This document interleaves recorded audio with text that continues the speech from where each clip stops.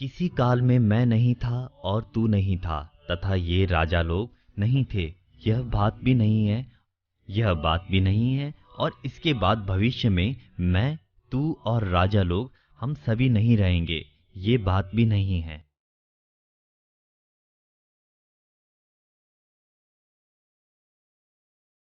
देहधारी के इस मनुष्य शरीर में जैसे बालकपन, जवानी और वृद्धावस्था होती है, ऐसे ही दूसरे शरीर की प्राप्ति होती है।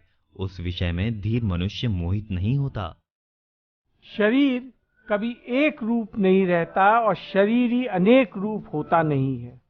शरीर प्रति क्षण मर रहा है, गर्भ में आते ही मरना शुरू हो जाता है। बाल्यावस्था के मर जाने पर युवावस्था की प्राप्ति हो जाती है और युवावस्था के मर जाने पर वृद्धावस्था की प्राप्ति होती है और वृद्धावस्था के मर जाने पर देहांतरावस्था की प्राप्ति होती है। जन्मना मरना हमारा धर्म नहीं है, ये तो शरीर का धर्म है।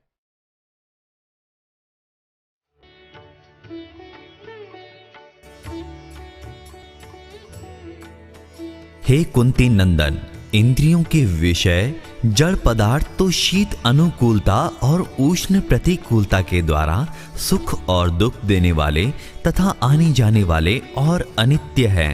हे भरत वंशोद्भव अर्जुन, उनको तुम सहन करो।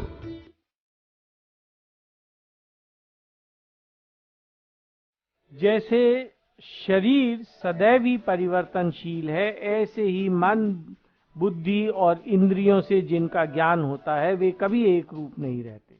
उनका संयोग वियोग होता है। जिनको हम चाहते हैं उनके संयोग से सुख होता है और उनके वियोग से दुख होता है, और जिनको नहीं चाहते उनके संयोग से दुख होता है और वियोग से सुख होता है। वैसे हमारी चाहत भी बदलती रहती है, अतः श्री कृष्ण उन्हें सहन करने के लिए कहते हैं। यहाँ शीत और उष्ण अनुकूलता और प्रतिकूलता की वाचक हैं। जिस प्रकार ऋतुएं परिवर्तनशील हैं, उसी प्रकार अनुकूलता और प्रतिकूलता भी परिवर्तनशील है।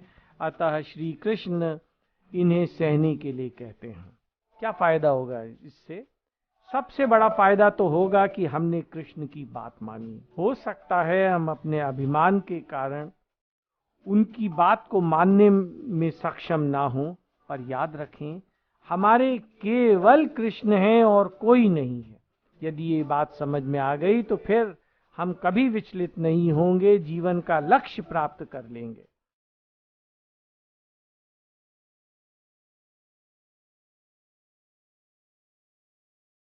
कारण कि हे पुरुषों में श्रेष्ठ अर्जुन, सुख दुख में सम रहने वाले जिस बुद्धिमान मनुष्य को ये मात्रा स्पर्श पदार्थ विचलित सुखी दुखी नहीं करते, वह अमर होने में समर्थ हो जाता है, अर्थात वह अमर हो जाता है।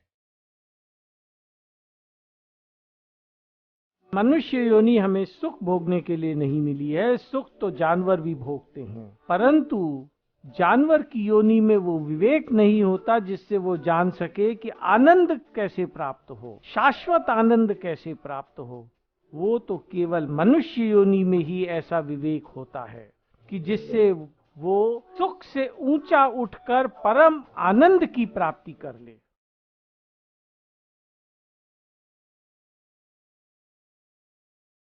असत का तो भाव सत्ता विद्वान नहीं है और सत का अभाव विद्वान नहीं है। तत्दर्शी महापुरुषों ने इन दोनों का ही तत्व देखा, अर्थात अनुभव किया।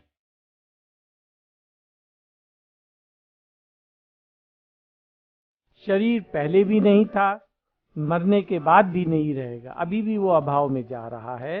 वो असत है। संसार को केवल हम एक बार देख सकते हैं, कारण कि वो निरंतर परिवर्तनशील है, वो असत है। असत में यदि परिवर्तन आ जाए तो शोक कैसा, वो तो आएगा ही।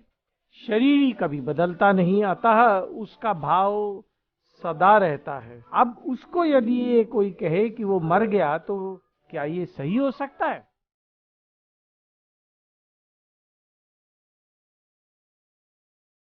यह शरीर न कभी जन्मता है और न मरता है, तथा यह उत्पन्न होकर फिर होने वाला नहीं है।